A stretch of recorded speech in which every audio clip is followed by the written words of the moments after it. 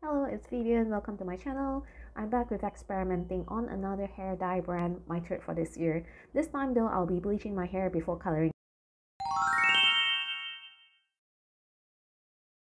This is not a paid video, but the products used are sponsored. For that, a quick shout out to Active Medipro for sponsoring the products, which are the eZn Creamy Hair Bleach, the eZn Pudding Hair Color. I choose a Truffle Mushroom Blonde, and Dr.BokGoo's Rx-Plex Perfect Set.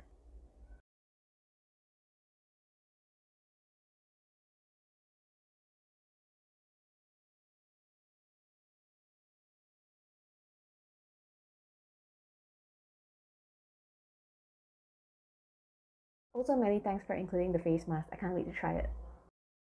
As a little intro, Active Medipro is the official distributor of eZn products in Malaysia, and you can find the bleach, the pudding hair dye, as well as the mask on Shopee and Lazada Malaysia, besides Aeon Wellness outlets.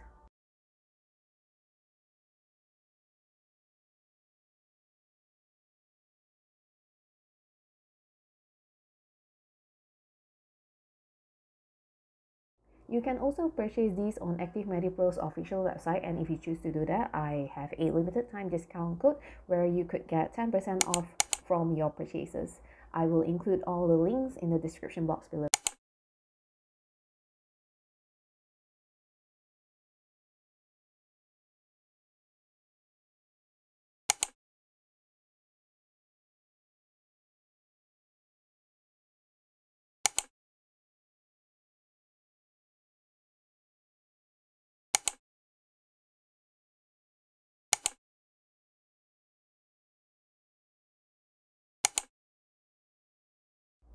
One of the interesting products I received is this Dr.BokGoo's Perfect Treatment Set, and it consists of 2 items.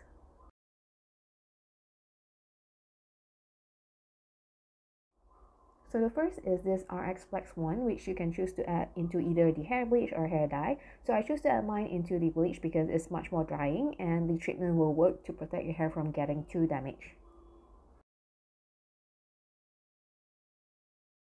A bottle of Rx-Plex 1 is 24 ml, and the recommended amount is 12 ml of Rx-Plex 1 to every bottle of bleach. Since I was planning to use 3 bottles of bleach, I decided to divide among the 3 evenly.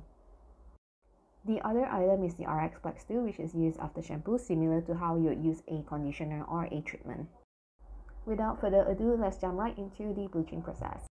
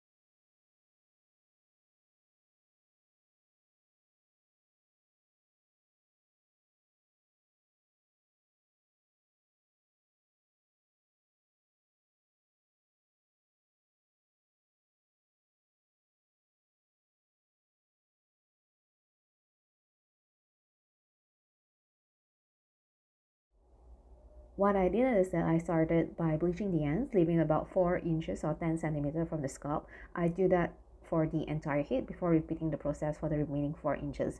This is to prevent the hair nearest to the scalp from becoming much lighter than the rest of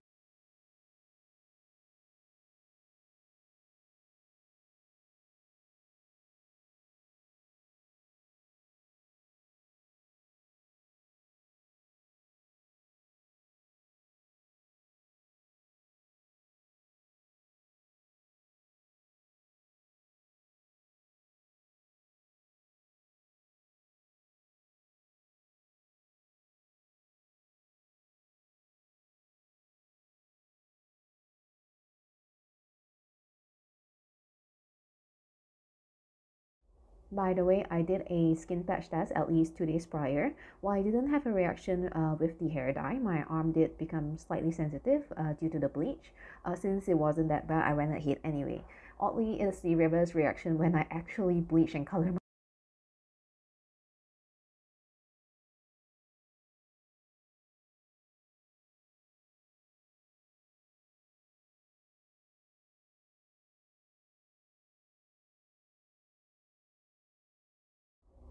This is taken the next day because it has gotten pretty late. It took a while because I was waiting for my hair to turn platinum blonde and that didn't happen. Mine ended up in this like super bright orange tone.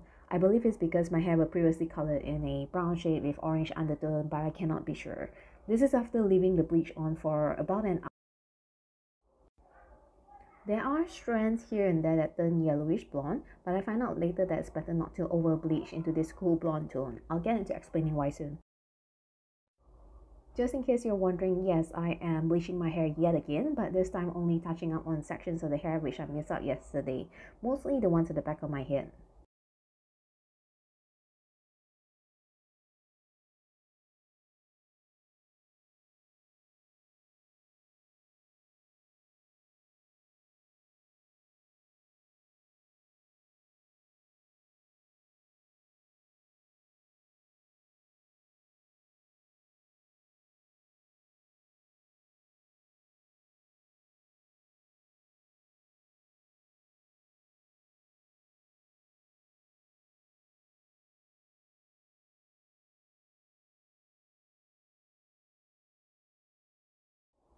Does my hair feel dry after using the bleach? Yes, and I think that's usually the case with bleaching your hair. For that, I would highly recommend getting the Rx-Plex Perfect Set treatment because it totally makes a difference. My hair went from feeling really dry and stiff to super soft, and that's really nice.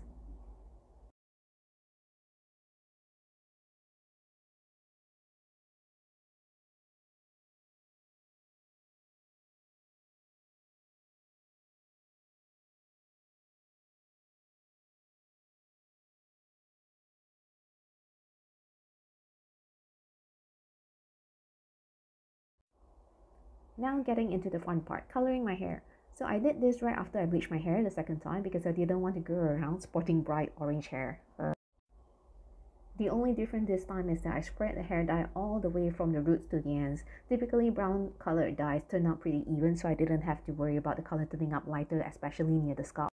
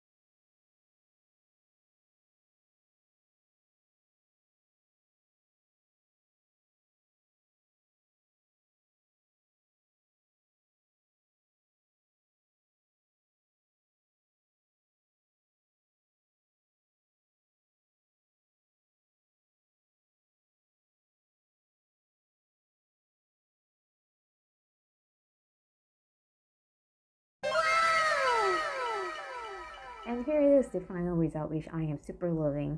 I took this shot like a week after I've dyed my hair, so I would say the color do last.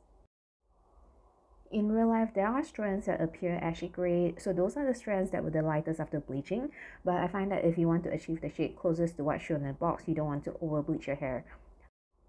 Another thing that I noticed is that the orange undertone of my hair can appear obvious. I think I would need to get a toner shampoo to reduce the orange undertone if I want to maintain the pretty shade of ash brown with light hint of lavender.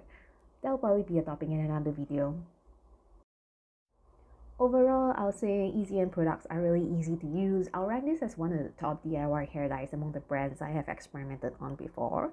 These are actually very popular brand in Korea, though they are relatively new in Malaysia.